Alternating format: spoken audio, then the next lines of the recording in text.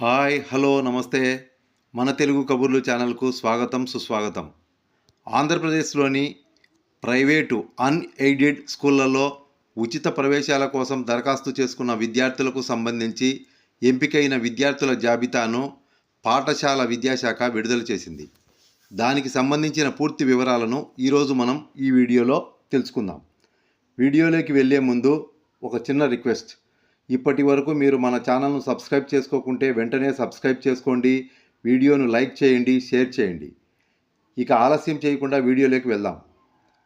సామాజికంగా ఆర్థికంగా వెనుకబడిన వర్గాలకు చెందిన విద్యార్థులకు ఆంధ్రప్రదేశ్ విద్యా హక్కు చట్టం 2010లోని సెక్షన్ 12(1)(c) ప్రకారం 2024-25 విద్యా సంవత్సరంలో రాష్ట్ర వ్యాప్తంగా ఉన్న CBSE, ICSE, IB state syllabus బోధిస్తున్న ప్రైవేటు అన్ఎయిడెడ్ స్కూళ్లలో 1వ తరగతిలో 25% సీట్లలో ఉచిత ప్రవేశాల కోసం ఆంధ్రప్రదేశ్ పాఠశాల విద్యాశాఖ సమగ్ర శిక్షా అభియాన్ నోటిఫికేషన్ విడుదల చేసిన విషయం అందరికీ తెలిసిందే.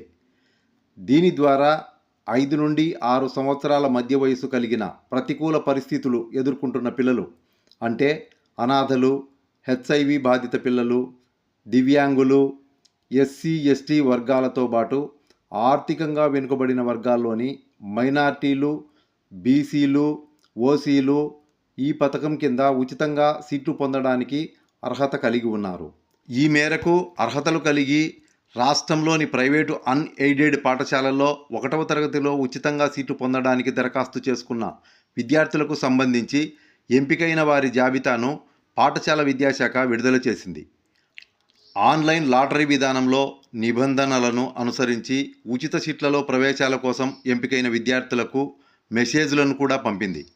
నిబంధనల మేరకు అనాథలు, హెచ్ఐవి బాధితులు, దివ్యాంగులకు 5%, ఎస్సీలకు 10%, ఎస్టీలకు 4%, ఆర్థికంగా వెనుకబడిన వర్గాలకు చెందిన బీసీ, మైనార్టీ, ఓసీలకు 6% సీట్లు కేటాయించారు. సీట్లు పొందిన విద్యార్థులు మే 7వ తేదీలోపు ఆయా పాఠశాలల్లో అడ్మిషన్ పొందాల్సి ఉంటుంది. ఒకవేళ నిర్ణీత తేదీలోపు అడ్మిషన్ పొందకపోతే సీటు రద్దయ్యే అవకాశం ఉంది. కాబట్టి సీట్లు పొందిన విద్యార్థుల తల్లిదండ్రులు వెంటనే సంబంధిత పాఠశాలలకు వెళ్ళి తమ పిల్లలకు అడ్మిషన్ పొందడం మంచిది. ఉచిత సీట్లు పొందిన విద్యార్థుల ఎంపిక జాబితాను పాఠశాల విద్యాశాఖకు చెందిన వెబ్సైట్ cse.ap.gov.inలో పొందవచ్చు.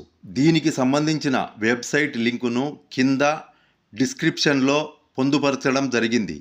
దానిపై క్లిక్ చేయడం ద్వారా ఉచిత సీట్లకు ఎంపికైన విద్యార్థుల జాబితాను పొందవచ్చు. ఈ పాఠశాలల్లో సీట్లు పొందిన విద్యార్థులు పట్టణ ప్రాంతాల్లోని పాఠశాలలో 8,000 రూపాయలు, గ్రామీణ ప్రాంతాల్లోని పాఠశాలలో 6,500 రూపాయలు, గిరిజన ప్రాంతాల్లోని పాఠశాలల్లో 5,100 రూపాయలు ఫీజుగా చెల్లించాల్సి ఉంటుంది.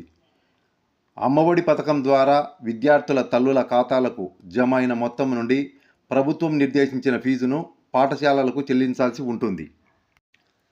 దీనికి సంబంధించిన పూర్తి వివరాలకు సంబంధిత మండల విద్యాశాఖాధికారి కార్యాలయాన్ని సంప్రదించాల్సి ఉంటుంది. Thank you for watching this video. మరో మంచి వీడియోతో మళ్ళీ కలుద్దాం. నమస్తే.